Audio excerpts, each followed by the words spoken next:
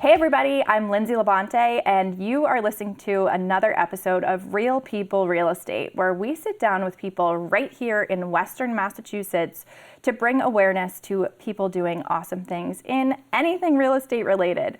And today I am with a great guest, David Berson from Legacy Counsellors. How you doing? I'm doing great. Thanks for having me. Good. And should I be looking anywhere specifically, or is it? We're just okay. chatting We're with just each other. talking. Okay, Yeah, wonderful. Well, congratulations on being voted best podcaster of the Valley. Thank you. It's fantastic. That was totally a surprise. Somebody sent it to me, and I was like, I didn't even know they had a category for that. So, well, like I said, don't worry. I'm here to tank your ratings officially. Oh my gosh! So far, you're doing awesome. And we were just chatting about we've known each other for. Surprisingly, we did the math, and it's a decade now. Yeah, we met in 2016. Weird, because we're still in our early 20s, so like that was so long. And it's weird. I didn't go to high school out here, so yeah, right. It's wild. Yeah. Right. How could that be possible? Unbelievable. A lot has changed in 10 years. I mean, we both now have 2 children. Absolutely. Right? Yeah, I think they're somewhere, right? And they're not here. Yes. Yeah. I always forget that you also have 2. Yes, I've got 2. I've got an almost 3-year-old and a 6-year-old. Oh yeah, so we're really in it. We're in it. Yeah, really similar ages. Yeah. Fridays are always like, we call it Funky Friday, and we're like, whatever, we're gonna get through this last day of the week, and then it's the weekend. So even our kids are Funky Friday when they get. Now. Oh yeah, they're. Yeah. Sorry to their school. I don't know what's going on there, but anyway. So let's go 10 years of you being. Remind me. Have you been an attorney since I've known you? Yes. So I actually first was licensed in 2012. So I've been practicing now for, 14 years, if you can believe it. Wow. So licensed in New York and Massachusetts. Yep. So that's actually where I started, was in New York. Okay. But I always kind of knew I was going to be in Massachusetts. So I took both bar exams at the same time. Just back to to back. make it extra hard. Just to throw in a second one. Yeah, just why not add another one? Just in case the first one stress wasn't myself good out. enough. Yeah. Well, that's awesome. Yeah. Congratulations that you got through that. Yeah, I'd like to think that I ended up in the right place. Yeah. The Happy Valley was the place for me. Yeah, that's great. And that's basically the whole purpose of this show is, like, I feel like it is a happy valley, right? Oh, yeah. And people are doing awesome things. And I think you tend to turn sometimes to national podcasts or influencers or whatever, but let's bring it There's here. There's a lot going on here. This is one of the few places. So, I mean, I've lived a bunch of places, but one thing that I've noticed consistently while being out here is that it is very different in the sense that, like, when most people, like from where I grew up in New York, like most people growing up, it's like they cannot wait to get out of their hometown. They can't wait to get out of their hometown. As soon as they can, they leave town and they never look back. Yep. And that is just so opposite from what I've noticed coming here. Like, more often than not, when I'm seeing clients or I'm talking to prospective clients, their children will, they'll leave and they'll go off to school and then they come back. You know, most people who like try living somewhere else, they're like, you know what? It was better in Western Massachusetts. Best in Massachusetts. Yeah, exactly. Well, I'm biased because I'm a townie born and raised, but I see the same thing in the mortgage side as people do tend to move away, and then especially raising kids, raising businesses, right? It's a great place great place to raise a family. There's so much going on, and it's super conveniently located. I mean, Boston's less than 2 hours away. New York City's like 2.5 hours away. Right. It's a great place to be. So I'm going to ask you a crazy question right off the bat. Sure. So a lot of people say it's not that crazy, so don't get too nervous. A lot of people, I think, think about estate planning, and they're like, well, I'm not rich, so I don't need an estate plan. We're talking about people coming back, raising families, buying houses, doing all the things. Do they have to be rich? Oh, God, no. No, in fact, I mean, so what we like to tell people, and just so it's clear, so residential real estate attorney, commercial real estate attorney. I also do some estate planning as well as some. I figured we'd just figure that out and as zoning we go. law and some business law. So I wear a bunch of different hats. But as far as estate planning is concerned, we always like to tell people that if you are over the age of 18, like at the very least, as bare bones, you should have a healthcare power of attorney and a general durable power of attorney in place. Okay. And the reasoning for that is pretty simple. If you're incapacitated and you are, in a hospital, what have you, and somebody needs to make a medical decision, if you don't have that healthcare power of attorney in place, the alternatives are really crappy. Yeah. The same thing with a general durable power of attorney, which, unlike the healthcare power of attorney, the general durable power of attorney allows somebody to essentially make decisions with respect to your finances and real property and If you don't have those documents in place, Yeah. the alternative for those people who are trying to help you is they have to go to the probate court. They have to either be appointed your conservator or Yeah. a guardian, and that is a process that can take thousands of dollars. It Yeah. can take, longer than 6 months. It can be anywhere from like 6 months to a year for Right. an appointment. And usually when people need those types of decisions or they need assistance with those types of issues, Yeah. they needed that help yesterday or Yeah. they need it today. They can't wait 6 months for a court to make a determination. Right. They need to make that decision now. Yeah. So as a baseline, yes, everybody should come in for a consult. Yeah. We give free consults, so everybody Okay. should So come you in really for don't a have to be consult. rich. Yes, you do not have to be rich. We will talk Yeah. to you about your options. Yeah. And then we'll try to work with you to figure out what Yeah. makes sense for you. Yeah. So when it comes to real estate, Yeah. so sometimes people will ask, maybe on a listing or something, it will say something about a license to sell. Mm-hmm. What does that have anything to do with probate? It sure does. So generally speaking, when people do have a last will and testament, a lot of times they'll have a provision in there which specifically gives their personal representative, used to be called the executor, but essentially the Yeah. person that's going to the court and asking for permission to divvy up the assets. Yep. The last will and testament has to have a provision in there that essentially gives the personal representative the right to sell and Yep. pieces of property. So if you don't have a provision like that in your will, then you have to actually get permission from the probate court. The estate has to get permission from the probate court Yep. to sell a piece of property. So Yep. a lot of times that'll happen. We'll find out that there's, that the seller is an estate, and then the very first question we're asking is, well, do we need to get a license to Sure. sell for this? Right. Right. Because that can seriously drag along a closing. Yeah. I'm sure you've experienced. It does tend to happen. Yeah. Do you have a success story? A success story. I feel like, anytime somebody walks away from my table feeling like a sense of relief is Yeah. a success story Yeah. for me. That's most of the time when people are coming in for estate planning purposes, it's because they're concerned about what's going to happen Right. with their stuff when they go. Right. A lot of times we're working with people who have serious concerns about, long-term care. Yeah. A lot of people who are over the age of 55, it's kind of when we start talking about this with people. Sure. But Medicaid is no joke. It's very expensive. Yeah. And then essentially what will happen is if you're over the age of 65, we'll have conversations with people about the fact that, their primary asset, which is usually people's homes, is Yeah. really subject to Medicaid recovery. Yeah. So what'll happen is somebody goes into a long-term care facility, and these facilities are very expensive. Right. They're anywhere from like $10,000 to $15,000 a month, and we'll typically tell people you can expect to pay like $150,000 a year Right. just in the cost of care. Yeah. But when you go into these facilities, first you've got to pay for that care yourself. Yeah. You can't just apply for Medicaid. Yeah. So you've got to pay down the value of your assets. And if you're an individual, you've got to pay your assets down to the amount of $2,000 Wow. before you can apply for Medicaid. Wow. So you pay down pay for your own care. Yeah. Once you're at that threshold, you can apply for Medicaid. Right. And then essentially the federal government picks up the payments for your long-term care. Yeah.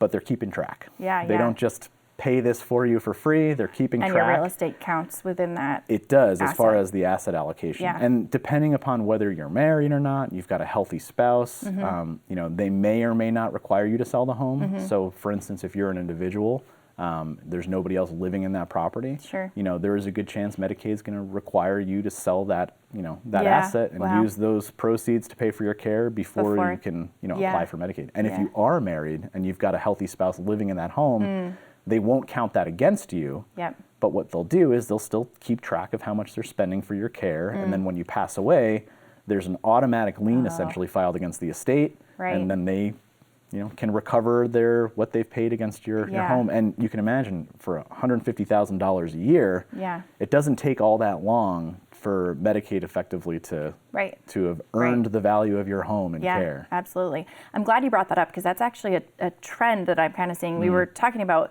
people wanting to come back to the area to, maybe our age, raise their kids, whatever. Yeah. But I'm also seeing that people are moving their parents potentially kind of to the area if Yeah. they're not already from here.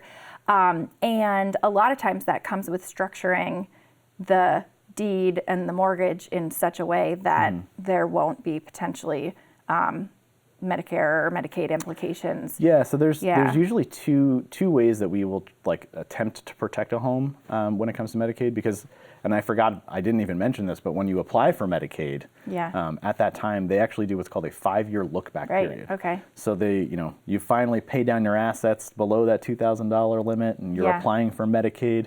Well, at that point, they look back 5 years, and they take a look at your assets and a snapshot of all the transactions you've done since then. Yeah. And there's a presumption that Medicaid has, which is the presumption is that any transfer of an asset that was done within those previous 5 years was specifically done with the intent to avoid paying Medicaid. So a lot of times people will, they'll do what's called a life estate deed, for instance, or they'll convey the property over to a family member and reserve to themselves the right to live in that property for the remainder of their lives. Yeah. But if that was done within 5 years of applying for Medicaid, then you'll likely you'll have to unwind the transaction because that'll still count against you. They essentially determine that asset is still yours for all intents and purposes. Yeah. So Which we're is always why the planning is so important to start early. So when it comes to long-term care planning, we're always trying to get people to start sooner, because as soon as you're past that 5-year period, if we do this life estate deed, and we've made it past 5 years, we know that asset is protected for Medicaid. They can't claim it. And then there are pros and cons. So we typically recommend a Medicaid asset protection trust as opposed to a life estate deed. There are some downsides associated with the life estate deed that the Medicaid asset protection trust doesn't have, particularly where you're conveying a piece of property to somebody who now has an ownership interest in it. And they, that property is now subject to their creditors or claims and the like. So it's, it's the sort of thing that we tend to caution people against the life estate deed. Yeah.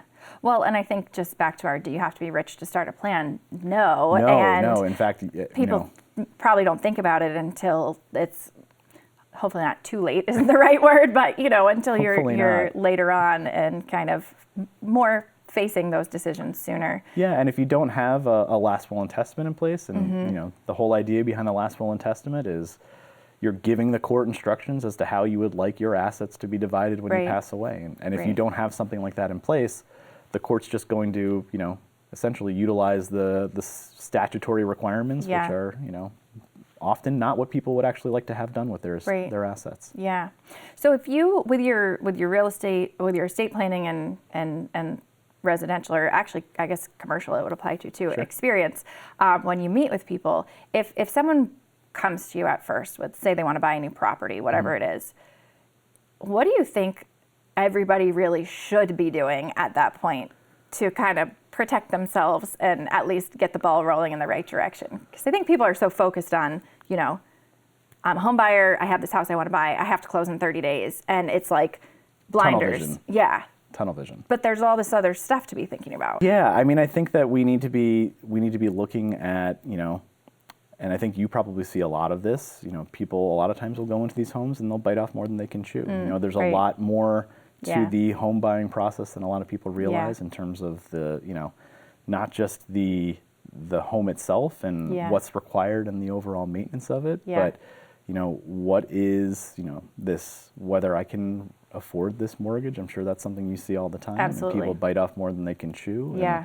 And quite frankly, right now, nobody really knows what's going to happen with rates. So a lot of people purchase and their plan is, well, I'm going to refinance in a few years, just hoping they're rolling the dice. And, you really got to make the 3 years later, you've got to make the right decision, that, for yourself now in this moment, as opposed to thinking, what am I going to be like in 5 years? Definitely. Are you seeing any trends or strategies or anything that maybe is different in this market than, 10 years ago when you started? I mean, it's the market is just so vastly different, and I mean, it has gone through so many changes in the past 10 years. I mean, we were seeing everything's totally always consistent and normal, right? So consistent. I mean, me personally, I was doing real estate for back in like 2016, land use and zoning and real estate out in this area. I moved for personal reasons down to the South Shore, near the Boston area. And then 2020, the market essentially just tanked. We were doing crazy amounts of refinances that entire, it was just like, absolutely. I think we were doing like 3 or 4 refinances a day, it felt like, for a while, just because everybody was trying to capitalize on those rates. And then, you see the sales prices went through the roof because, money was cheap. People wanted to buy new homes. And And then you saw that just completely, 180. upended, Yeah. 180, Yeah. rates went up, but prices still stayed up there. So, right now there's not a huge inventory out there Yeah. because you've still got people who are trying to get those, the inflated Right. prices for their homes. And, Right. and I think what I'm seeing right now is it seems to be a lot of a holding pattern for some people. A lot yeah. of sellers are kind of waiting, Yeah. even if they want to get out of their house, Right. they're waiting right now. They're Right. hoping that things are going to change Right. because they don't know what's in store for them. Yeah. They can maybe they can sell this house for a great price, but then where do you go? Yeah, yeah. Well, that's a really great point. I was speaking with someone earlier who was concerned because they had said, well, I really want to move. I need to move. I have 2 kids now. I work from home. I need more space, whatever it is. But they were worried about not enough inventory. Where are they going to move to? Right. And didn't want to list their house. So we were chatting a little bit about the contingency to have the ability to find suitable housing, right? Yeah. So from an attorney perspective, is that how you'd phrase it? And can you just describe a little bit how that works? I mean, contingencies are great. I highly recommend any buyer, Yeah. be strong with your contingencies. Yep. And same thing with sellers. Yeah. But, ultimately the way the contingency is going to state is, subject to seller's ability to find adequate housing, within a set period of time. And that's, usually there are time frames involved with these things, Yeah. because you just can't have an open-ended contingency saying, subject to Sure. seller finding suitable housing Forever and leave forever your buyer and ever, on the hook, right? right. And then the buyer's just on the hook. Right. So, I think that I think everybody just needs to be aware of the timelines involved. I feel like that's with most real estate transactions. It's, being aware of and cognizant of these due diligence timeframes Yeah. and making sure you're really staying compliant with them. Yeah. And giving yourself reasonable timeframes. A lot of times, as an attorney, what is often frustrating for us, and it's not with the local lenders. I feel like the local lenders, like you guys are fantastic, but Yeah. you're dealing with larger, banks or lending institutions, and their timeframes are sometimes just so out of whack, from reality, and Yeah. just in terms of how quickly can we get a loan through underwriting, Right. and how quickly can we really close this deal? Right. We recently had a transaction where there's a refinance was essentially going to be the funds for another purchase of another Sure. property, and it all had to happen the same day. Yeah. We needed the refinance to happen. We needed the funds because those funds are going to be used for this other purchase. Right. And then because it's a national lender and they're, they just don't really communicate well, Yeah. and often have a hard time finding somebody to speak with. Yeah. They didn't tell us that when they did the appraisal for the refinance, that the appraiser had essentially put the wrong property address in or the wrong zip code. That's what it was, the wrong zip code. Yeah. And they had to resubmit the whole thing to underwriting wow. a week before the refinance. Wow. And that we wouldn't be able to do it in that time frame. Wow. We didn't find out till the morning of Oh my gosh. that we weren't going to be able to do this refinance, and Yeah. that just throws everything off for Right. everybody. Right. So local lenders are the best. Yeah. Thanks. Not even it's telling true. you to No, plug but that. and honestly, it's just a matter of knowing that there's somebody you can talk to through the process, and if there is an issue, you can get somebody on the Yeah. phone. Yeah. It's one of the reasons we love working with you guys is because Right. we always know we can talk to We're somebody. not If we AI have bots. if we have an issue, yes, we can. This is Yeah. not an AI interview. This is real. Yeah, So- yeah. Someone, side note, asked me that recently. They're like, you do a lot on social media. When are you going to turn yourself into just AI videos? And I was like, not happening for the record. But anyway, so those contingencies are really important. And I hope that scenario you were just describing, if the buyer needed this proceeds basically from the refinance, we that were they had the able protection. to resolve it, but Oh, good. Yeah, because thankfully. it gets complicated. Yeah, it does. Especially when you've got these contingent transactions, where Yeah, you've got like a domino effect. Yeah, where Yeah. this transaction's contingent upon another transaction occurring, Right. and then if one thing screws up, the whole chain gets kind of thrown out of Right, whack. and you don't want somebody having to hotel surf or No, couch surf. yeah, no. That's not a fun conversation No. to have or experience to have. Yeah. So tell me a little bit about you and how you decided to get into this work that you do now. Did you know? Oh man, when no, you were however old that? I did not even know I wanted to be an attorney. Yeah. I kind of, to a certain extent, kind of fell into being an attorney. I think Yes. this is true for a lot of people Yeah. my age. That, I went into college without a real clear idea of what I wanted to do. I was a classical studies major, which is like the study of ancient Greek and Latin and classical mythology. It has no bearing in our world at this point, well, or a real job. Probably critically think and So, after graduating, I didn't really know what to do with myself. I wasn't going to be an anthropologist or an archaeologist or anything interesting like that. And, I went to law school because I didn't really know what to do. And then I came out of law school in 2012, and it was essentially like a hiring freeze. There was like no attorneys were getting hired anywhere at that point.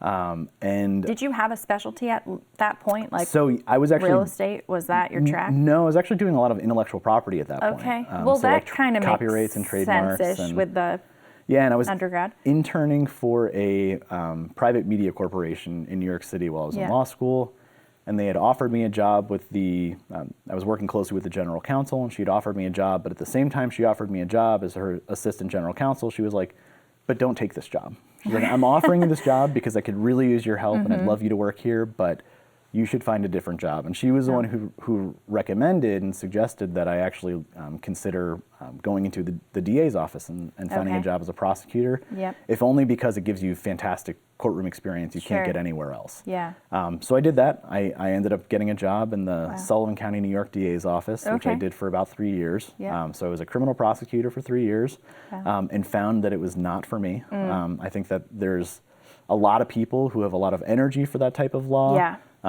I couldn't do it. It was, I'd have like 500 cases a week. I never really felt like I could, I had the time to give anything the, 100%. The time and energy that it deserved. And, I think that what I learned from the experience was that, at least from what I saw, the criminal justice system seemed very broken in a lot of different ways for different reasons. We've got, for instance, we'd have, and I had a really fantastic judge that I would work with all the time in my, my busiest court. But a lot of times you'll see people who are, were essentially being put in jail for, like driving traffic offenses. Somebody fails to pay a traffic ticket, their license is suspended, they're caught driving on a suspended license, all of a sudden they're looking at a misdemeanor, and they're facing jail time because they couldn't pay a court fine. I had a judge who was very, understanding and compassionate towards people in those situations, but that's not always the case. System. And it's a system that really kind of just drives people into poverty. People are just stuck paying hundreds and thousands of dollars in court fines that they couldn't even pay the parking ticket to begin with. So it was, you also just tend to see a lot of the worst of society, and after having prosecuted a few really rough cases, including one really bad, child sex abuse case, it just, I couldn't handle it anymore. It was too much for me. And at that point, had moved to this area after leaving that job, mostly just because it was, convenient for family purposes. Fell in love with the area and was planning on starting my own, criminal defense practice or whatever I could find. And at the time, a law firm in the area was hiring, and they were looking for a real estate and land use attorney. And I went in there with no experience and said, hey, I have no experience, but I'm interested in learning a new practice area. They took you on. And they took me on. That's awesome. And it was a really, gratifying experience. And it is just, working in real estate and estate planning and just transactional law in general is just so much more rewarding for me personally, because as a prosecutor or being in motion practice, you're constantly interacting with other attorneys who are at opposite ends of the table from you, and it's always a fight. You're always butting heads. There's no, it's, no matter what the issue is, we've got something we're disagreeing over. There's always opposition. Whereas this, the real estate practice, it's so different. Particularly with the bar in this area, everybody is really working towards the same goal. Usually we're trying to get a transaction closed. We're trying to help these people buy a home. We're trying to help these businesses merge, or this person sell a business, and whatever it may be. We're generally working towards the same goal, and it's a much more friendly or rewarding experience, because when people, I love, for instance, working with first-time home buyers, because it's a really good feeling. Most people, when they're done signing all their documents, there's just this Good feeling. Yeah, there's a good feeling in the room. I was just going to ask People, what your favorite out of everything you do. I do. Like is. I think some people don't really like working with first-time home buyers, or they, Yeah. you know, I actively enjoy it. I think it's a fun, you know, it's a fun experience. I like scaring people a little bit when we go over their loan documents. Okay. But also, well, I like people to know what they're getting themselves Yes. into. But Yeah. you know, at the same time, it's really nice when people walk away and are just happy to have purchased you know, their first home, or you know, it's nice. It's really nice. Yeah. Or honestly, even with estate planning, you know, a lot of times when we finish signing our documents, and getting to that point often involves some tough conversations. You know, people will often be crying in the room because they're thinking about their own demise and their children or their grandchildren kind of dealing with their death. Yeah. But then when we sign the estate planning documents, there's usually there's relief. You know, it's like we finally got this thing off of our you know, our chest, off our shoulders that have kind of been sitting in the background for a long time. Like a lot of people are just, you know, deal with it for a long time. Exactly, and that's the idea. Is you know, we're hoping to help people at least feel a sense of relief and comfort with what's going to happen after they pass away. Right, right. Well, any last final wisdom at all for our listeners when it comes to what you do and how that interacts with real estate? Oh man, I guess as far as man, I don't know if I'm the right person to come to for wisdom, but as far as advice is concerned, I guess I would say, you know, you're never too young to start with estate planning. It's a great, you know, a great point you made earlier. When it comes to real estate and getting involved in a real estate transaction, you know, definitely consider and speak with local lenders, you know, if you're looking for financing options. And then, you know, really make sure that you have a good fit with your realtor. You know, both of us work with a lot of realtors in the area, and there's some really great realtors in the area, but there are also a lot of people who are just kind of doing it as a, you know, a side gig, or they don't really have the drive to kind of do the job they need to do. So, you know, and I was very fortunate. The person I worked with she was fantastic, and she was just so on the ball. Yeah. And you know, you really need somebody who's going to see it from your vantage point, all the different styles. You really need to make sure you're working with professionals that are advocating for you and are actually looking out for you. Yeah. Because there's a lot of you know, steps along the way in the process where things can go wrong, or if you're not paying attention, you can miss dates that have a huge impact on your overall deal. Right. So just knowing that you're working with, you know, individuals who are actually, you know, have got your back. You know, for instance, a realtor that really wants to make sure you're in the home for you, the right home for you, and is more concerned about where you are or where you're going to be in this process, as opposed to, you know, their commission potentially. Absolutely. You know? Yeah. Working with the right people with the right motives it makes so all the difference important. in the world. Yeah. It really does. Awesome. Well, thank you so much for joining us today. Thank you so much for having me. This is a pleasure. Absolutely. And thank you everybody who tuned in to this week's episode of Real People Real Estate. Make sure that you join us. And if you were inspired by David's story, please shoot us a message. We'd love to have you on the show as well. We'll see you in a couple weeks.